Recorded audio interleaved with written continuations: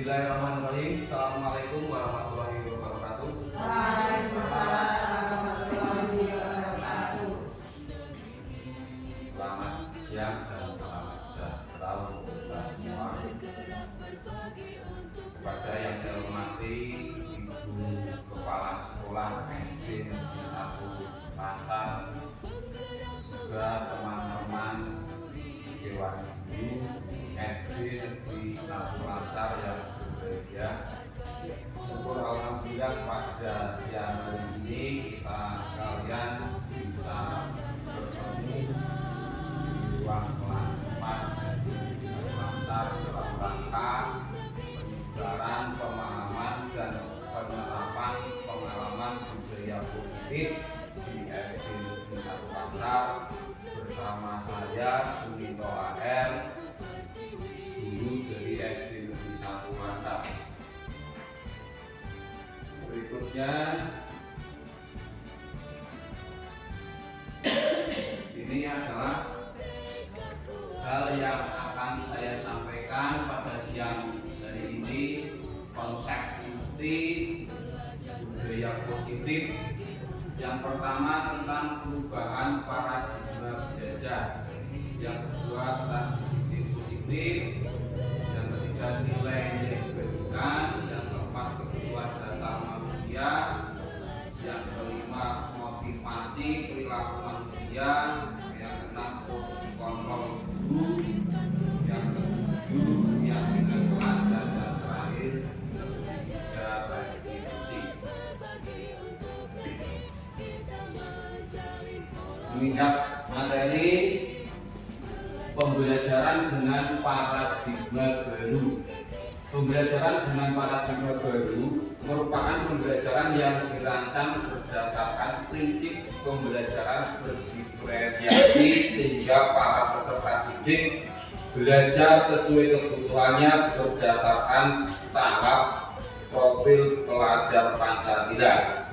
Perkembangan sesuai teori psikologi modern untuk mewujudkan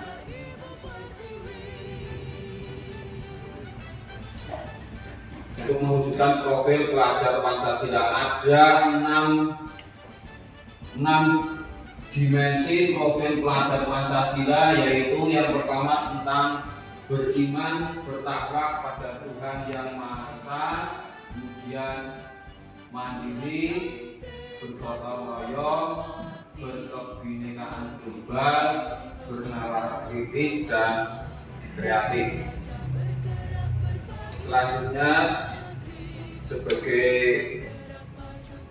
pengantar tentang miskonsepsi tentang teori kontrol. Miskonsepsi itu apa? Miskonsepsi itu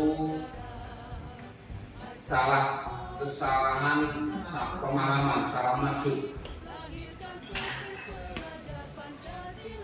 Miskonsepsi tentang ilustrasi guru mengontrol murid, kemudian ilusi bahwa semua penguatan positif efektif dan bermanfaat, ilusi bahwa kritik dan membuat rasa bersalah mampu menguatkan karakter, ilusi bahwa orang dewasa berhak memaksa. Itu semua pemahaman kita selama ini yang menurut kita selama ini sudah baik, ternyata teori yang dulu mengatakan bahwa itu kurang betul.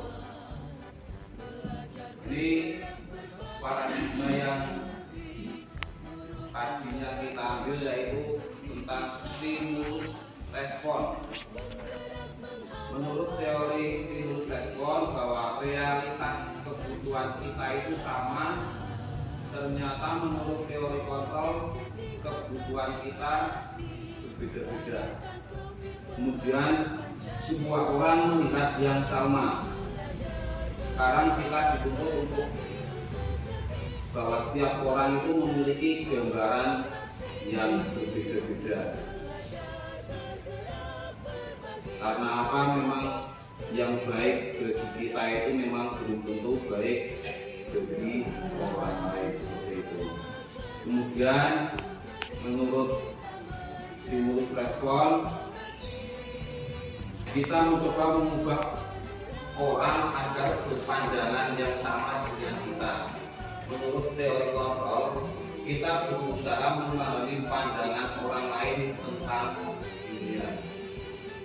Menurut stimulus respon bahwa perilaku buruk dilihat sebagai suatu kesalahan. Menurut teori kontrol bahwa semua perilaku memiliki tujuan, termasuk kesalahan itu adalah bagian dari pembelajaran. Selanjutnya, orang lain bisa mengontrol saya. Menurut teori kontrol, hanya kita yang bisa mengontrol diri kita. Menurut stimulus respon bahwa saya bisa mengontrol orang lain, padahal hanya kita yang bisa mengontrol diri sendiri. Kemudian pemaksaan bahwa pemaksaan ada pada saat bukan juga.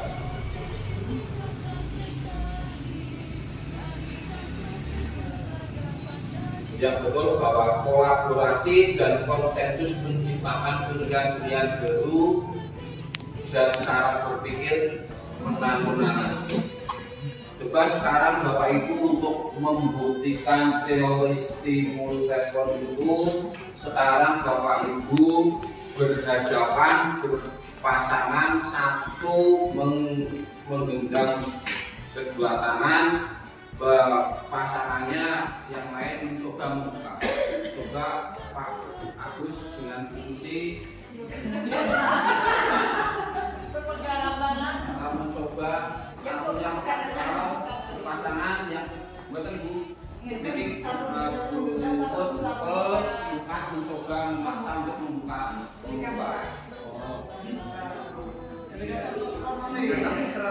Dipaksa, boleh dirajuk, boleh dikasih uang misalnya dari duit.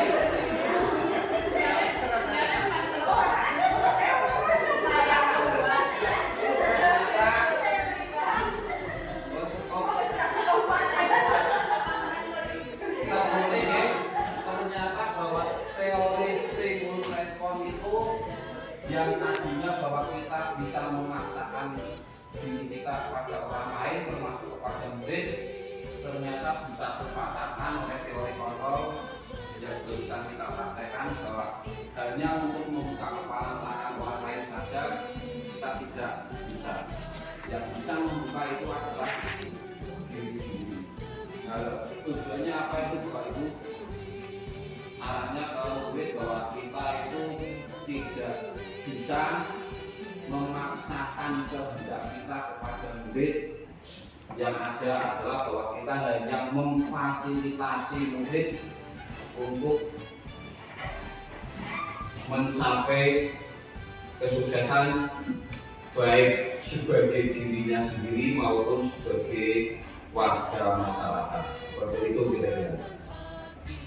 Menginjak ke arah disiplin positif, bahwa disiplin berasal dari kata disiplin yang artinya belajar. Disiplin mengacu pada disiplin diri yang memiliki tanggung jawab terhadap apa yang dilakukannya berdasarkan nilai-nilai yang diyakini. Disiplin merupakan salah satu cara penerapan disiplin yang bertujuan untuk menumbuhkan kesadaran serta memberdayakan peserta didik tanpa imbalan penghargaan yang kemarin saya maksud atau lewat ancaman atau hukuman. Sebagai pendidik, tujuan kita adalah menciptakan peserta didik yang memiliki disiplin diri sehingga mereka berperilaku mengacu pada nilai-nilai kebajikan universal dan tidak memiliki motivasi intrinsik dalam perubahan perilaku ke arah yang lebih baik. Yang dimaksud penghargaan dan reward sekarang Bapak Ibu perlu diketahui bahwa penghargaan atau reward yang diberikan itu ternyata bukan termasuk budaya positif. Karena apa? Dengan penghargaan atau reward itu yang muncul adalah motivasi dari luar, motivasi bukan motivasi dari dalam diri anak, sehingga ketika di situ anak berbuat prestasi misalnya, kemudian guru memberikan reward berlebihan, itu justru akan membuat suatu hukuman. Karena apa? Nanti kalau tidak ada ribet, anak tidak akan melakukan sesuatu. Misalnya disuruh oleh gurunya, kalau tidak ada ribet, anak tidak mau melakukannya. Itu yang dimaksud bahwa ribet itu bukan termasuk budaya positif. Yang bagus, motivasi yang timbul dari dalam. Kemudian nilai-nilai kebajikan, nilai yang disepakati bersama lepas dari suku, bangsa, agama, bahasa maupun latar belakang. Contoh nilai kebajikan institusi atau organisasi. Yang pertama, profil pelajar Pancasila, beriman dan bertakwa pada Tuhan Yang Maha Esa dan berakhlak mulia, berkebinekaan tunggal, bergotong royong, mandiri, kreatif dan kritis. Saya yakin sudah luar kepala. Kemudian menurut BO primary, apa yang dibahas saya depan ini, apa betul bahwa toleransi, rasa hormat, integritas, mandiri, menghargai, antusias, empati, keingintahuan, kreativitas, kerjasama, percaya diri, dan komitmen. Kemudian tentang keterampilan hidup, life skill, dapat dipercaya, lurus hati, pendengar yang aktif, tidak merendahkan orang lain, dan memberikan yang terbaik dari diri kita. Berikutnya, kebutuhan dasar manusia. Bahwa kebutuhan dasar manusia adalah segala sesuatu yang kita lakukan untuk mendapatkan apa yang kita inginkan. Seluruh tindakan yang kita lakukan memiliki tujuan tertentu, dan semua usaha terbaik yang kita lakukan adalah dalam rangka agar kebutuhan dasar kita terpenuhi dengan baik. Termasuk berbuat kesalahan itu kemudian juga masuk ke 5 kebutuhan dasar. Karena kesalahan itu juga punya alasan. 5 kebutuhan dasar manusia yaitu yang pertama, bertahan hidup. Untuk bertahan hidup ada makan, pakaian, tempat tinggal, keamanan dan kesehatan. Kemudian kebutuhan hidup yang kedua yaitu rasa kasih sayang dan rasa diterima. Tapi ini sudah hati-hati, jangan berlebihan ya. Kemudian penguasaan itu termasuk harga diri, keinginan untuk dianggap memimpin, berprestasi, diakui, didengar. Kemudian kebebasan, ini yang sering kebebasan, mandiri, menghubungi pilihan, mencoba hal baru, mampu mengendalikan arah dunia. Ini yang kurang mampu mengendalikan ini akhirnya menjadi suatu kesalahan karena menemukan norma atau aturan yang berlaku. Kemudian kesenangan, ada bermain, humor, antusiasme, tertawa, termasuk kita jadi humor itu juga sesuatu kita. Kemudian motivasi perilaku manusia. Setiap perilaku itu ada tujuan dan alasannya. Yang pertama, untuk menghindari ketidaknyamanan atau hukuman. Itu motivasi dari luar. Termasuk juga untuk mendapatkan imbalan atau penghargaan dari orang lain. Ini yang bukan termasuk budaya positif. Kemudian budaya positif yang diharapkan yaitu yang timbul dari dalam diri kita, yaitu untuk menjadi orang yang mereka inginkan dan menghargai diri sendiri dengan nilai yang mereka percaya. Menghargai diri dengan nilai-nilai. Contohnya misalnya kita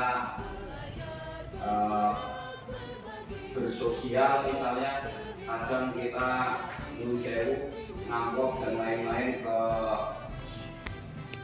tetangga atau ke kerabat, itu di situ ada nilai-nilai yang diyakini termasuk ingin menghargai diri sendiri.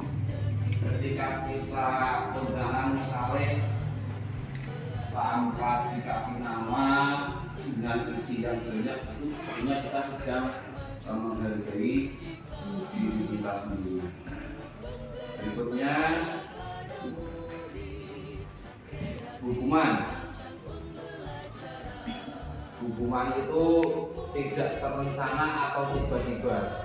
Kadang kita menyuruh anak untuk melakukan membersihkan WC misalnya, ketika itu tidak ada kesepakatan kelas di awal tahun pelajaran, itu termasuk hukuman.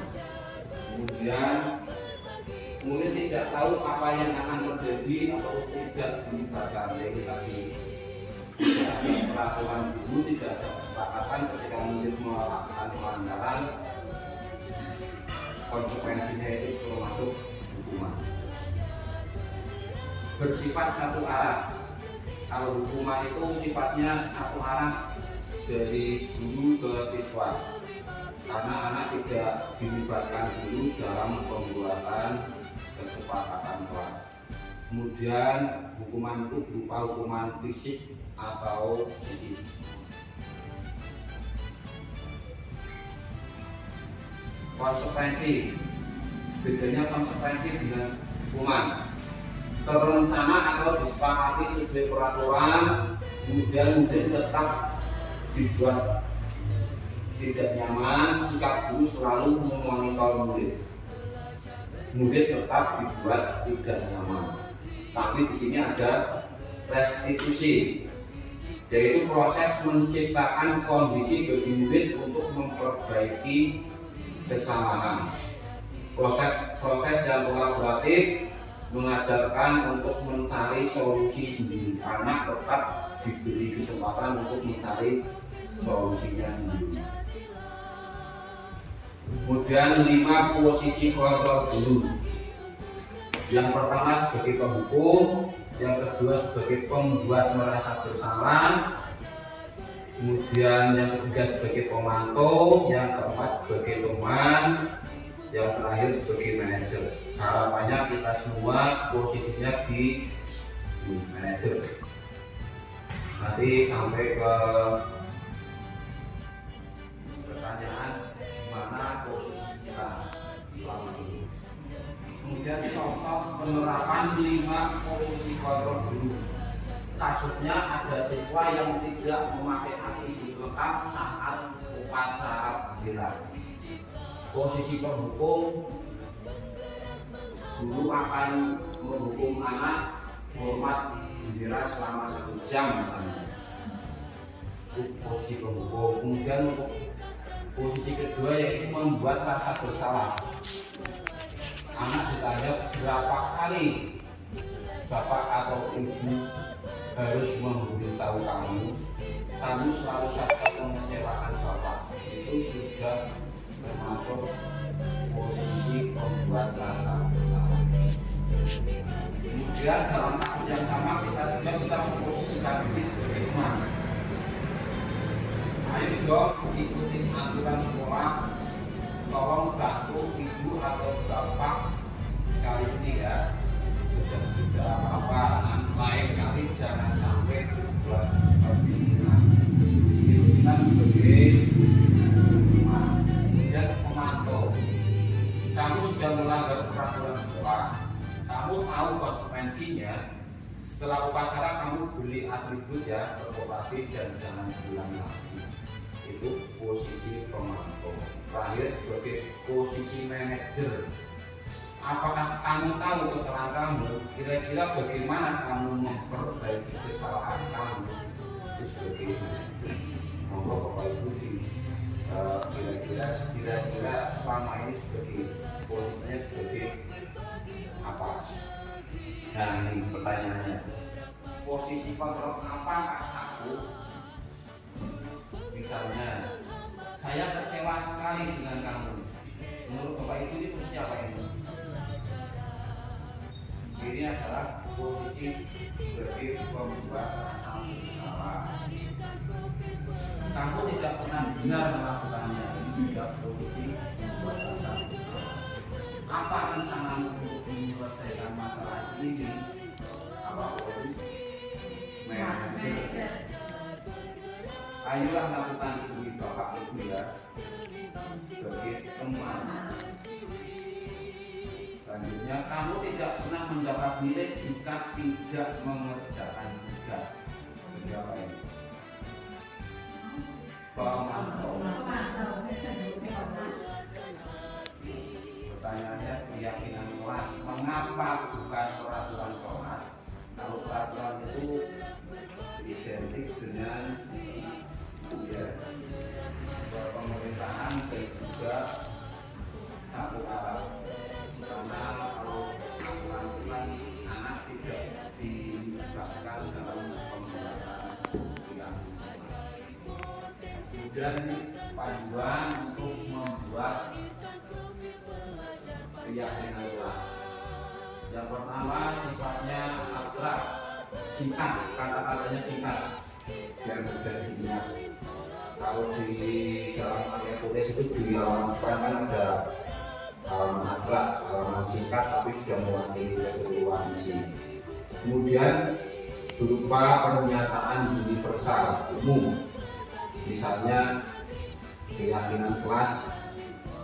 Yang pertama misalnya menjaga kebersihan kelas, itu kan sudah singkat dan ini dibuat dalam pernyataan positif sedikit saja agar mudah diingat sesuai dengan kondisi kelas dan sekolah sehingga mudah diterapkan.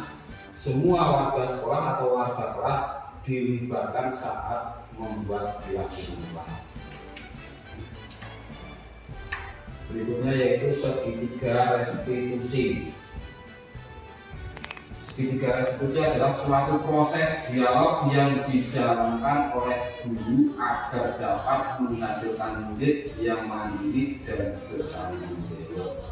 Intinya memberikan posisi murid. Ketika murid berbuat salah, otomatis dia akan menjadi malu dan lain sebagainya, sehingga untuk mengatasi hal itu murid diberi tanggung jawab atas konsekuensi yang telah dilakukan, sehingga dia berusaha mempertanggungjawabkan perbuatannya sehingga nanti akan dimaklumi oleh teman-teman. Berikutnya kita restitusi langkahnya ada 3. Yang pertama menstabilkan identitas, kemudian kedua validasi kebutuhan atau tindakan, yang ketiga menanyakan keyakinan. Yang pertama menstabilkan identitas, bisa dialognya pertama misalnya setiap orang pasti pernah melakukan. Kamu bukan satu-satunya yang pernah melakukan. Itu adalah menstabilkan identitas. Kemudian validasi tindakan, kamu tentu punya alasan mengapa melakukan itu. Kemudian adakah cara yang lain, adakah cara yang lebih efektif untuk mendapatkan apa yang kamu butuhkan. Kemudian meyakinkan, menanyakan keyakinan, nilai-nilai apa yang telah kita sepakati, yang disepakati dan yang dilanggar. Kamu ingin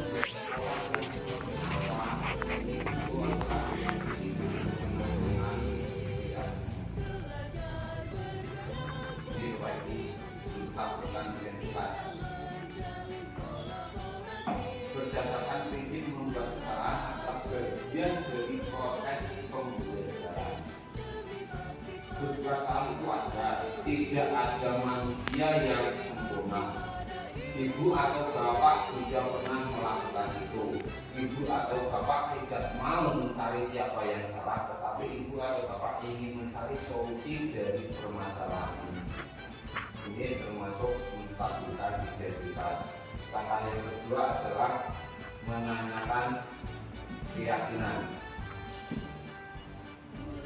Berdasarkan prinsip teori kontrol bahwa pada dasarnya kita termotivasi secara intrinsik. Kamu pasti punya alasan mengapa melakukan hal itu. Padahal kamu bisa melakukan yang lebih buruk dari ini ya. Misalnya anak bisa ngolok-ngolok padahal nek nonggeleng ya masih bisa. Kamu patut bangga karena telah melindungi sesuatu yang penting buat kamu. Mungkin karena anak beralasan barang miliknya mau dirampas sama temannya misalnya. Kamu melakukannya karena mempertahankan sesuatu yang berharga. Kemudian stabilkan ini terbaik di sini. Stabilkan identitas.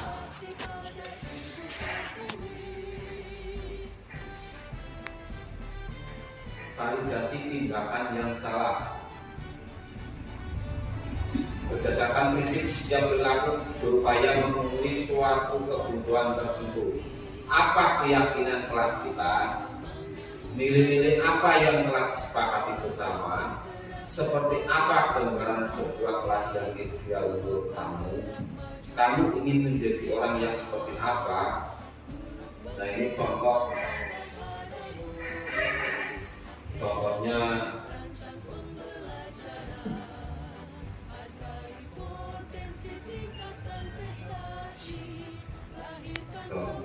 ada di sini.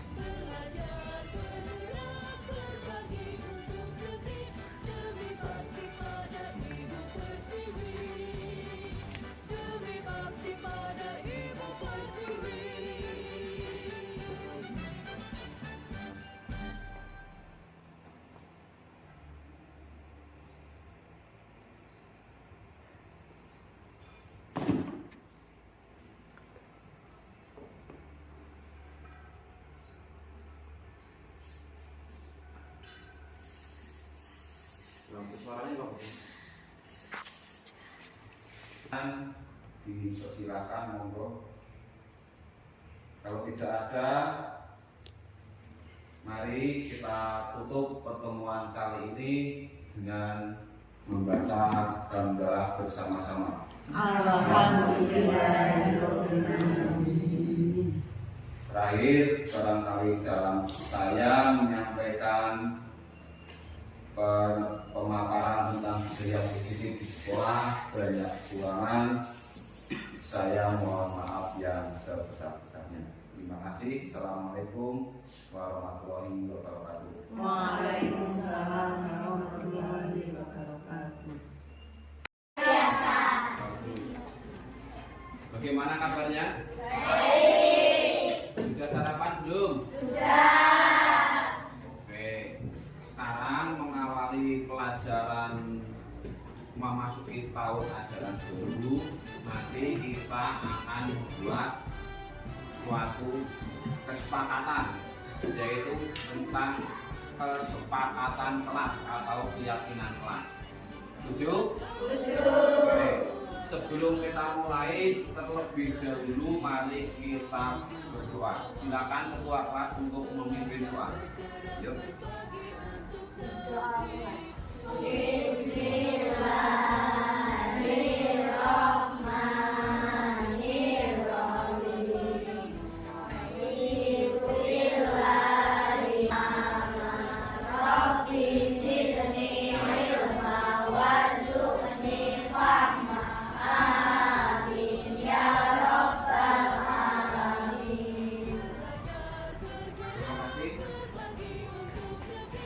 Selanjutnya kita lanjutkan dengan menyanyikan makhluk Indonesia Raya.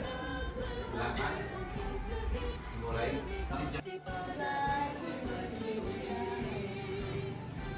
Indonesia tanah airku, tanah tumpah darahku.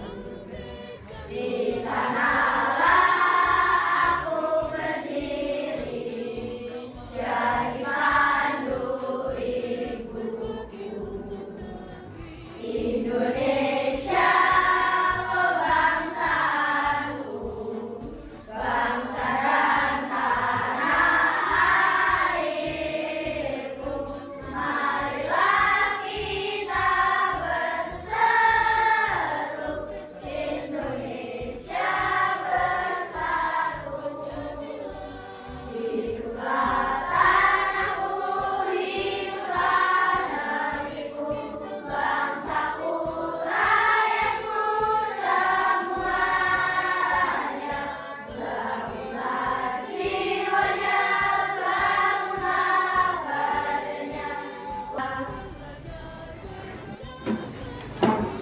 mari kita lanjutkan dengan membuat kesepakatan kelas yang nanti akan disepakati bersama-sama, yang akan kita pakai untuk 1 tahun depan. Oke, seperti apa kira-kira kelas yang kalian inginkan, kemudian untuk mewujudkannya mau seperti apa? Oke, sekarang Pak Guru akan membagikan kertas ini. Silakan kalian tulis. Yang pertama untuk kelas impian, oke? Kelas seperti apa yang kalian inginkan? Silakan ditulis di sini. Boleh lebih dari 1, oke? Silakan bagi 1, 2, 3, 4, 5, 6. Silakan beri gerakan dari 1.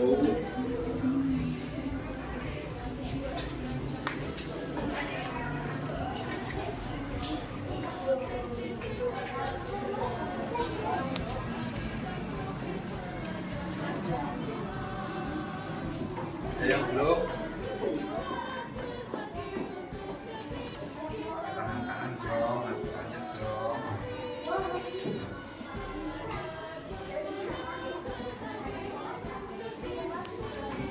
Nah.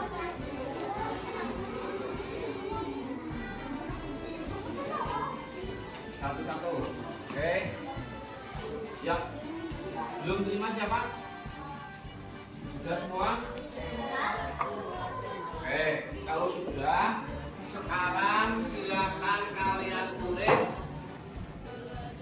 tentang kelas impian, ya. Kelas seperti apa yang kalian inginkan? Silakan saya beri waktu 1 menit untuk berpikir. Silakan tulis. Kira-kira boleh juga boleh. Boleh. Pakai pen, kalau pen malah lebih baik. Silakan tulis, boleh lebih dari 1.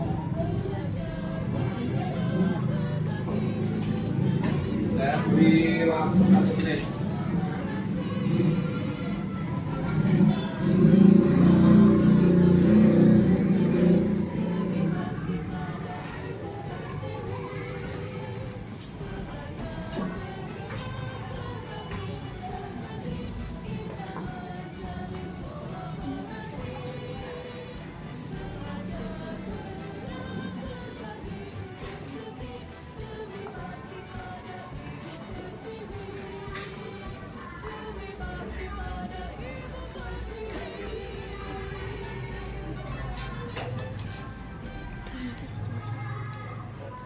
Bagi yang sudah menuliskan, silakan ditempel di sini, maju ke depan. Ayo, tempel di sini. Boleh. Oke, berikutnya.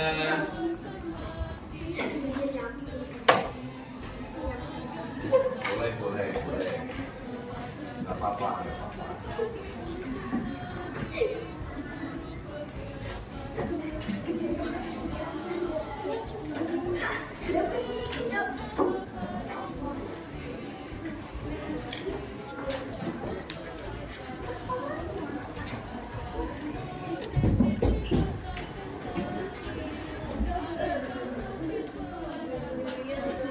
Bebas, dimanapun boleh.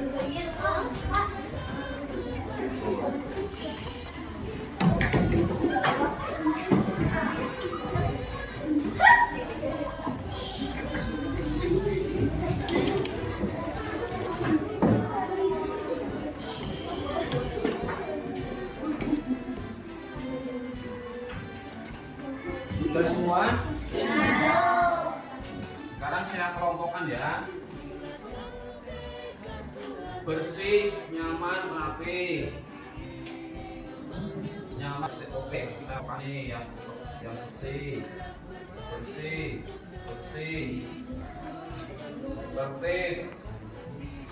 Tertib.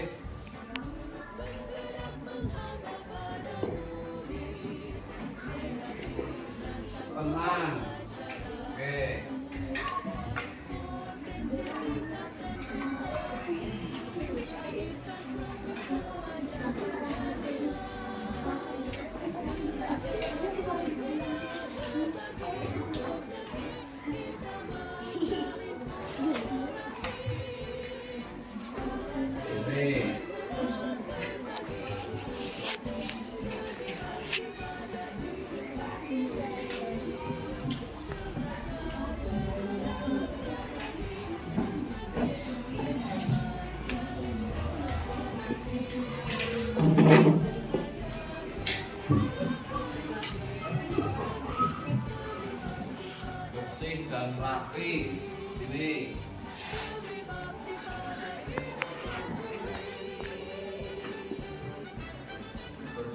damai tertib. Sini tertib, tertib, rapi. Sini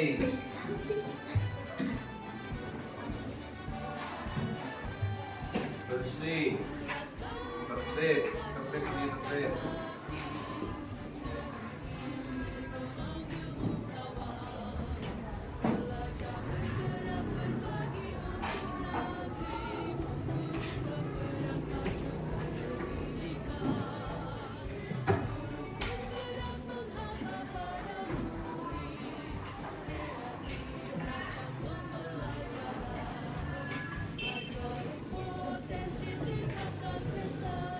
Oke, sudah saya kelompokkan, ada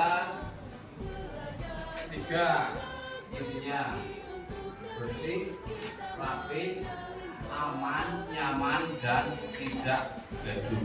Oke, saya tuliskan, saya rangkumkan ke sini. Kelas kemudiannya adalah 1.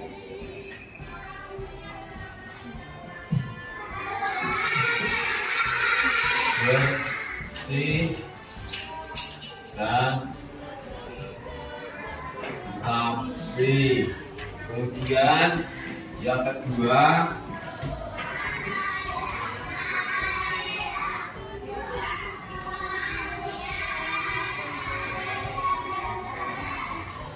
aman, nyaman, kemudian tidak gaduh.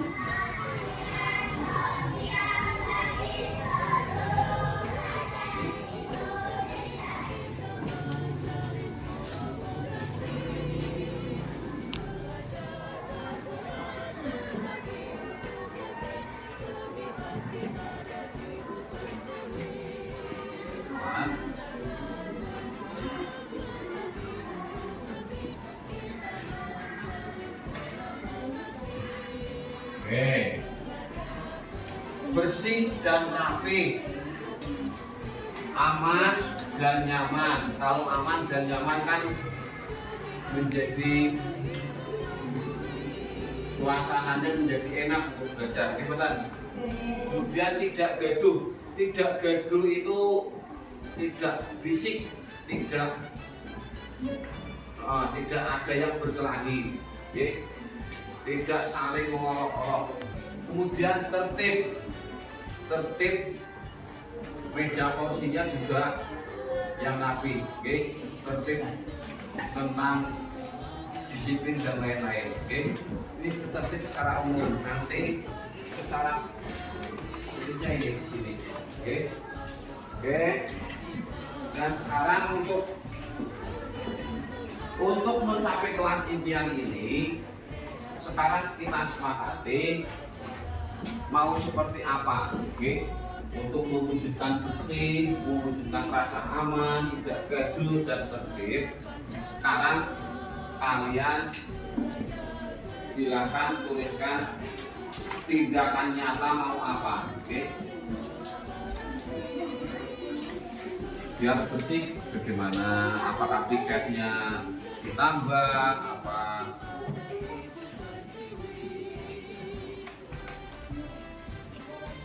Buang sampahnya nasi, dan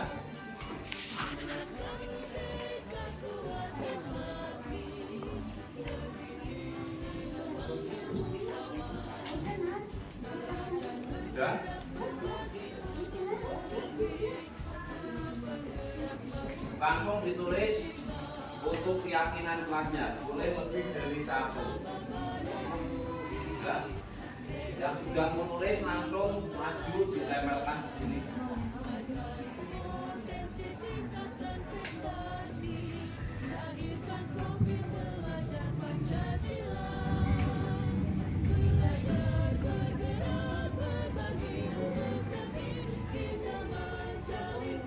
Yang sudah selesai langsung ditempel.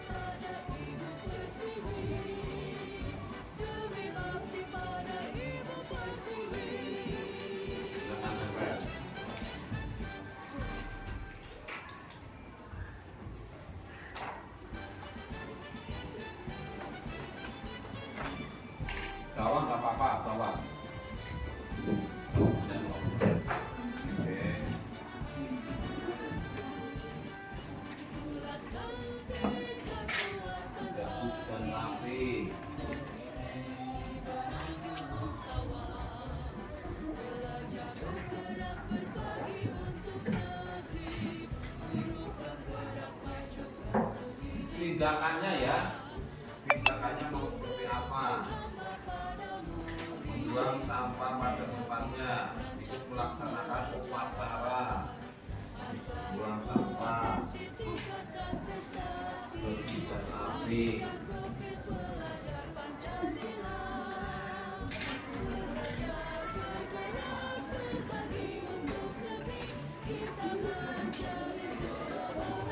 datang tepat waktu,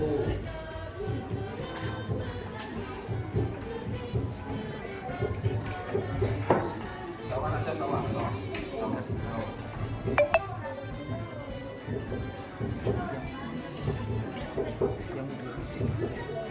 datang lambat ke sekolah,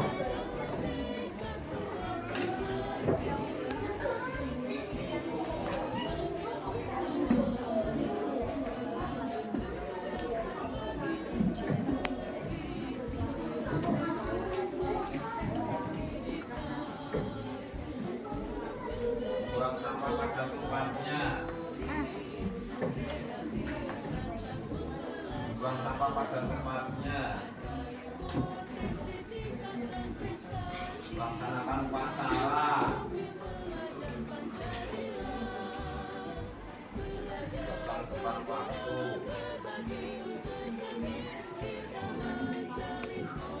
doa dengan zikir.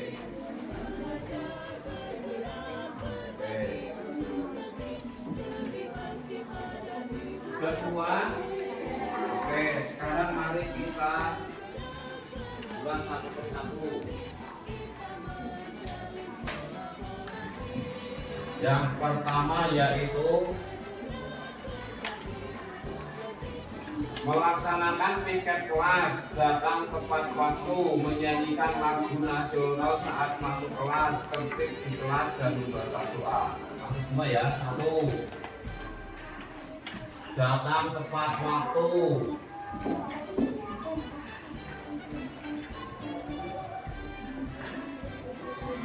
Datang tepat waktu. Yang kedua, piket kelas.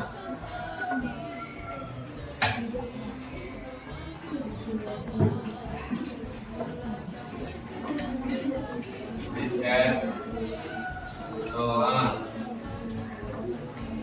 menyanyikan lagu nasional.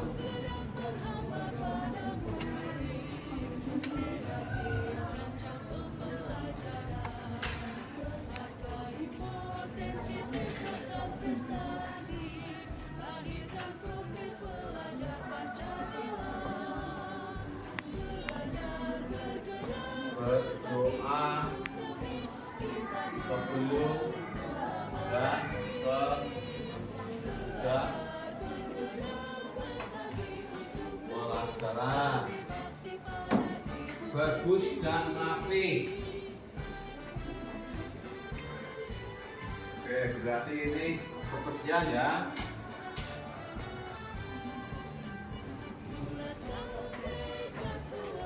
Menjaga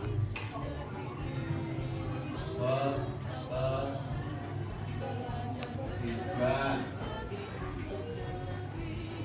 membuang sampah pada tempatnya, saling menghargai teman, tidak bertengkar.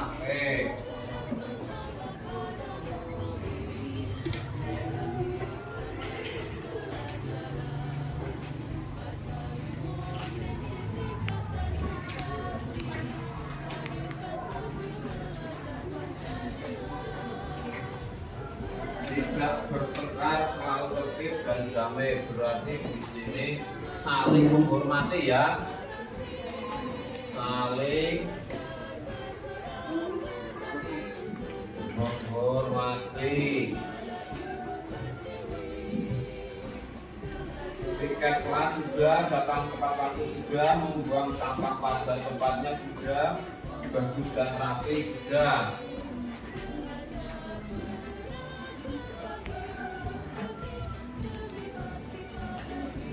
Tidak makan di kelas saat pelajaran.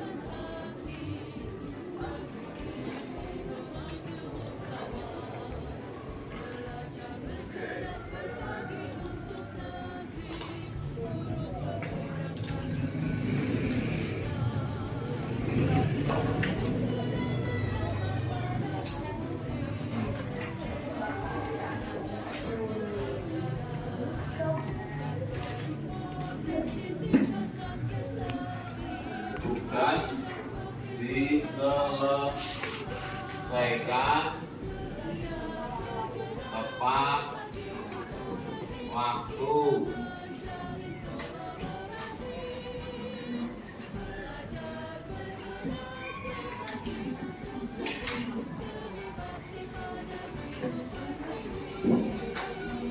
Menyimak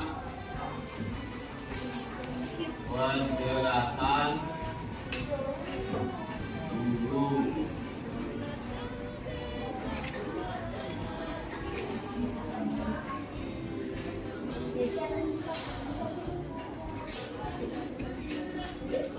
Tidak berkelahi.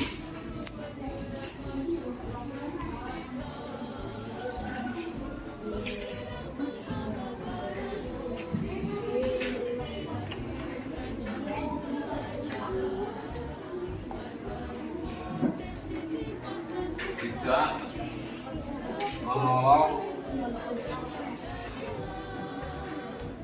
teman. Oke.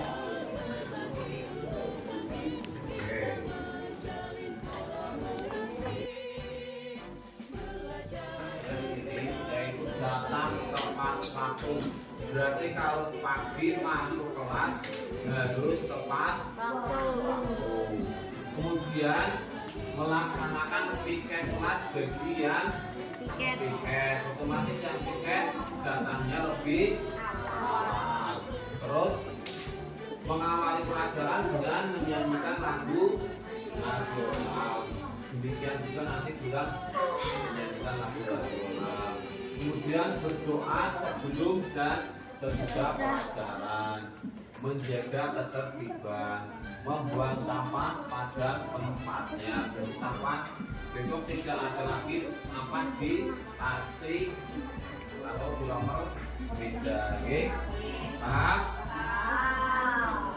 Saling menghormati teman termasuk barang milik teman.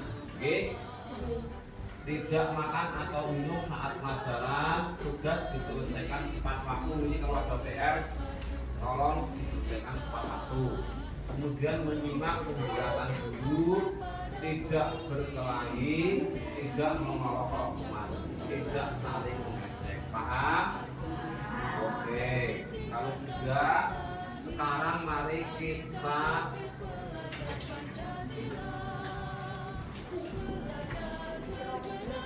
tanda tangan nih, semua tanda tangan nanti di sini. Silakan maju ke depan, tanda tangan di sini.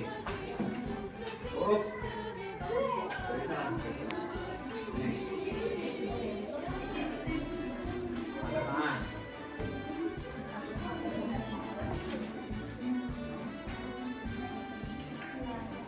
Berikutnya, yuk berikutnya. Kamu ini siapa nih buat dari ayo langsung berikutnya yang sudah kamu langsung sini gantian. Berikutnya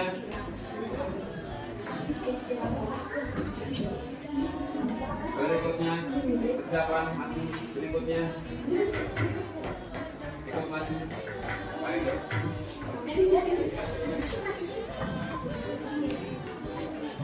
Berikutnya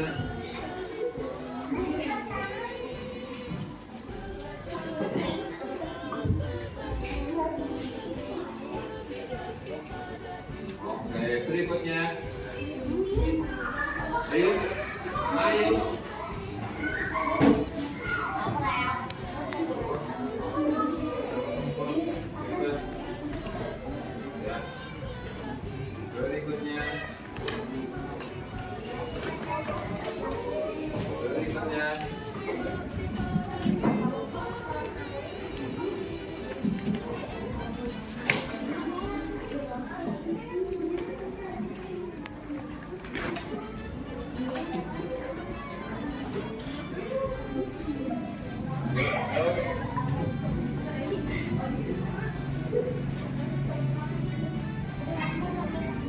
berikutnya maju.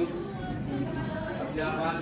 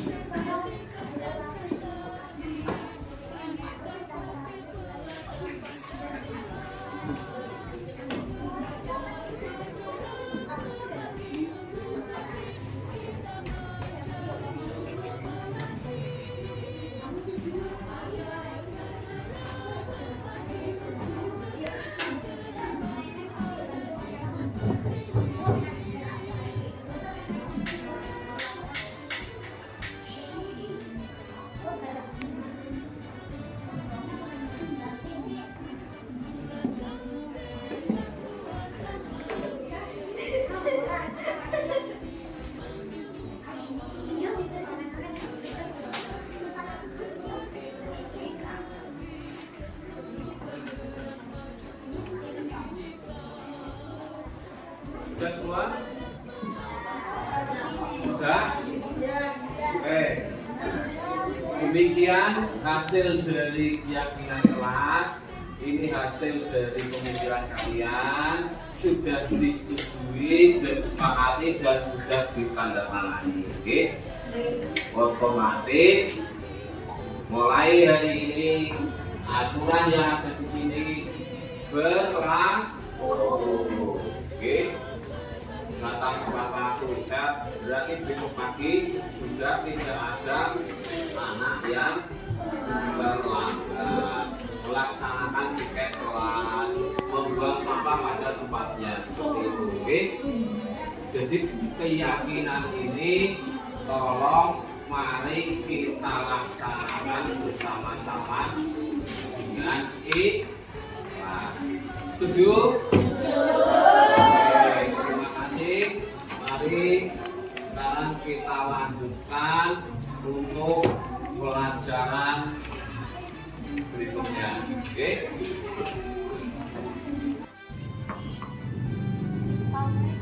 Waalaikumsalam warahmatullahi wabarakatuh. Silakan.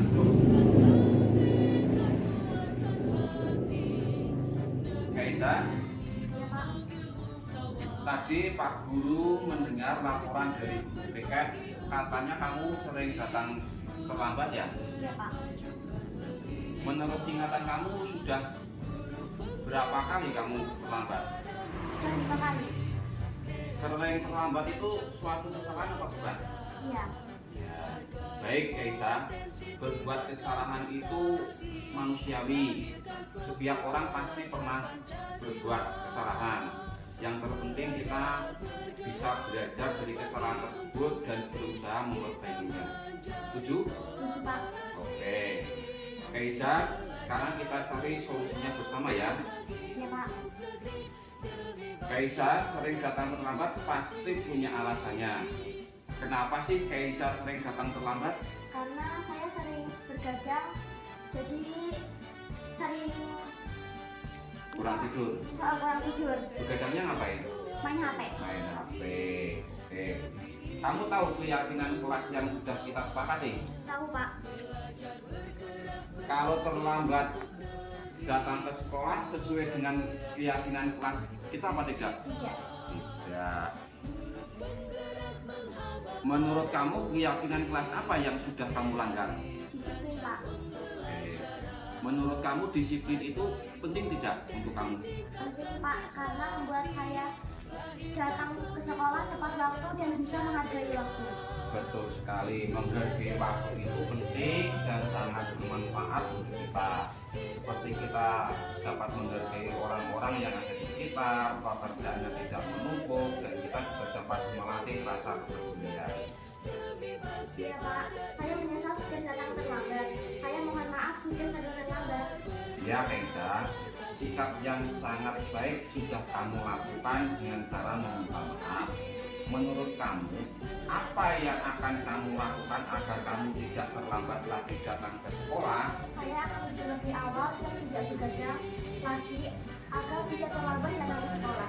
Baik Kaisa, kamu sudah menemukan solusinya dan Pak Guru akan bekerja sama juga dengan orang tua kamu agar kamu tidak terlambat lagi datang ke sekolah.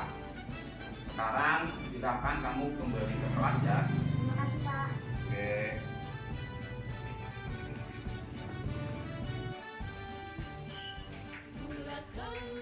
Silakan duduk. Susi, tadi Bapak dengar laporan dari ketua kelas, katanya kamu habis bertengkar ya dengan Adi. Iya Pak, habis kesal sih. Kenapa kesal? Adi terus menerus mencontek hasil pekerjaan saya. Bukan hanya PR, tugas lainnya juga selalu dicontek. Oh begitu. Wajarlah kalau kamu marah dan kesal. Jika Bapak di posisi kamu, Bapak juga pasti akan berbuat yang sama. Iya Pak. Lalu apa yang kamu lakukan terhadap Adi? Saya memarah-marahi ibu Pak. Saya memaki-maki Adi dan tanpa saya sadari saya memberikan kejahatan Pak. Oh begitu. Pasti kamu berbuat seperti itu ada alasannya ya. Iya Pak, masa saya diam saja? Saya kan sudah susah payah mengerjakan soal, tapi Adi hanya mencontek tidak mau berusaha sendiri. Ya wajarlah kalau kamu tidak rela pekerjaan kamu dicontek itu saja oleh Adi. Bapak sangat menghargai tindakan kamu yang tidak berbuat lebih buruk daripada itu, misalnya memukul. Nah sekarang coba kita pikirkan, tindakan kamu marah sampai menggebrak meja apakah sesuai dengan keyakinan kelas kita? Menurut kamu keyakinan kelas apa yang sudah dilanggar? Menghormati antar teman. Menghormati antar teman. Ya betul. Menurut kamu saling menghormati antar teman itu penting tidak untuk kamu? Baik, kalau menurut kamu penting, jadi keyakinan apa yang harus kamu lakukan pada saat kamu sedang marah? Harus lebih sabar. Oke, kamu bersedia memperbaiki masalah ini? Iya Pak. Apa yang akan kamu lakukan untuk memperbaiki masalah ini? Saya harus lebih sabar dan menahan amarah saya. Kalau ada teman saya mencontek, saya akan melaporkan kepada Bapak atau Ibu Guru. Ya, tepat sekali tindakan kamu di sini. Tetap semangat ya. Sekarang silakan kembali ke kelas. Terima kasih Pak. Ya, sama-sama. Assalamualaikum warahmatullahi wabarakatuh. Nama saya Keisha, kelas 5 SD Negeri 1 Lancar. Terima kasih Pak Guru, saya senang sekali diajak diskusi dengan Pak Guru untuk menemukan solusi atas kesalahan yang telah saya lakukan. Dan saya tidak akan bergadang lagi supaya tidak terlambat datang ke sekolah. Assalamualaikum warahmatullahi wabarakatuh. Nama saya Susi, kelas 5 SDN 1 Lancar. Saya senang sekali diajak diskusi dengan Pak Guru untuk dapat mengendalikan amarah karena teman sekelas saya. Saya harus lebih banyak belajar, bersabar dan menghormati teman setelah saya. Hargai potensi, tingkatkan prestasi, lahirkan profil pelajar Pancasila.